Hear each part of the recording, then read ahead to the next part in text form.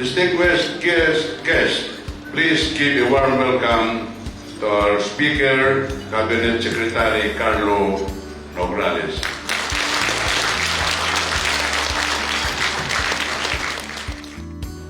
At the outset, I would like to greet everyone and express my gratitude for inviting me to speak before you today as we celebrate the 32nd anniversary of the ratification of our Constitution. Palakpakan po natin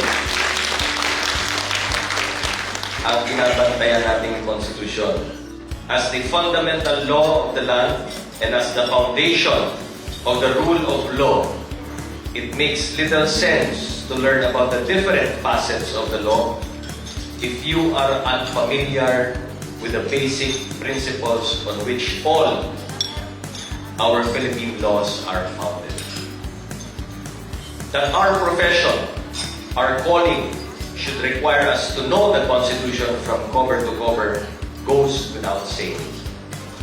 In January 1988, however, President Corazon C. Aquino recognized that knowledge, awareness, and appreciation of the Constitution should not be limited to us lawyers in the legal profession, but in fact to every citizen whose rights are spelled out in this sacred legal document.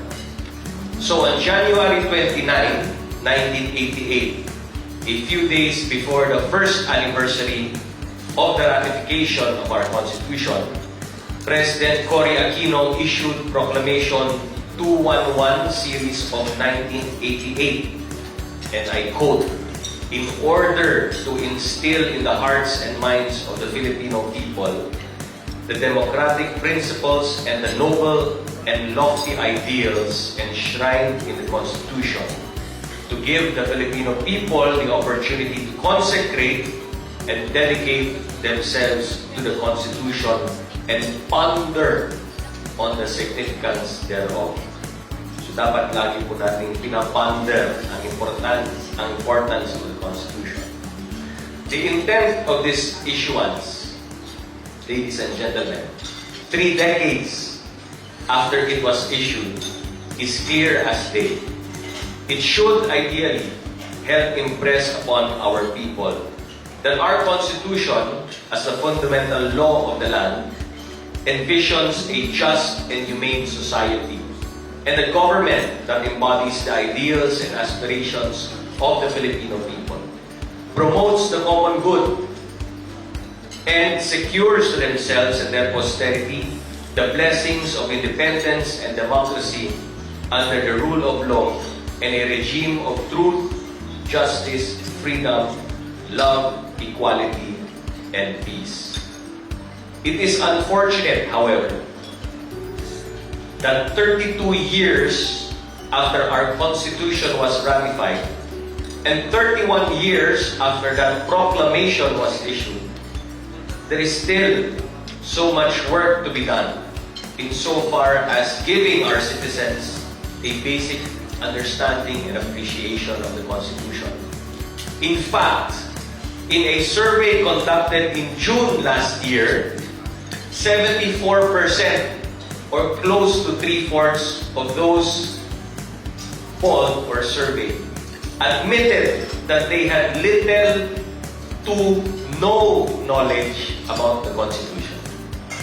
In the same poll, only 21% or 1/5 said they had sufficient knowledge of the Constitution, while a minuscule 5% said they had a great deal of knowledge about our charter. So these numbers should give us pause. As Father Joaquin Bernas, one of my favorite law professors in the Ateneo, by the way, said, the Filipino people are gifted with a living Constitution. We, the Filipino people, can only make our Constitution a living Constitution if we live it and live by it. It is a given that you cannot live by what you do not know or do not understand. So we cannot and should not expect our citizens to have a healthy respect for the rule of law if they are oblivious to its basic precepts. While some may say ignorance is bliss, this obviously cannot apply where our Constitution is concerned. As the first Filipino Lady Justice, the late, great Justice Cecilia Munoz Palma reminded us in 2005, it is important that we, the people, know what the Constitution stands for in order that we will knowingly be on guard and defend it against forces that would subvert the intent and spirit of the Charter, even if clothed allegedly for the national interest. We cannot and should not expect our people to respect and obey what they do not comprehend.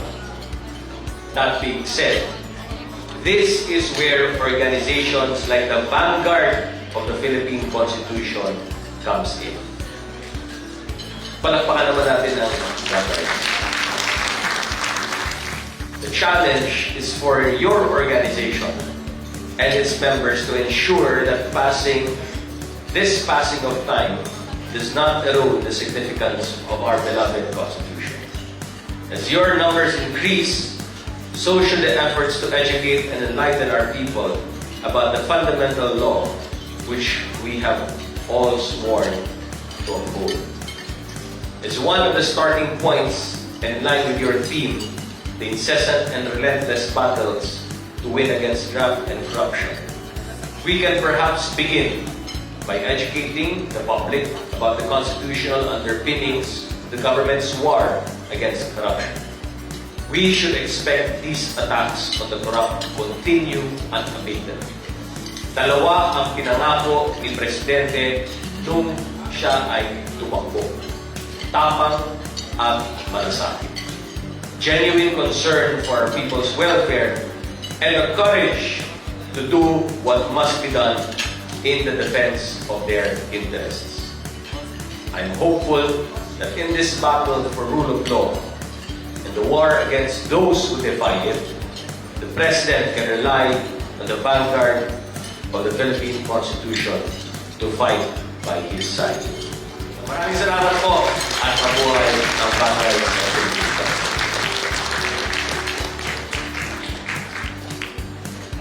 Maraming salamat po, Secretary. Once again, palakpakan mo natin ang ating puting panahing pandangal. Maraming salamat po.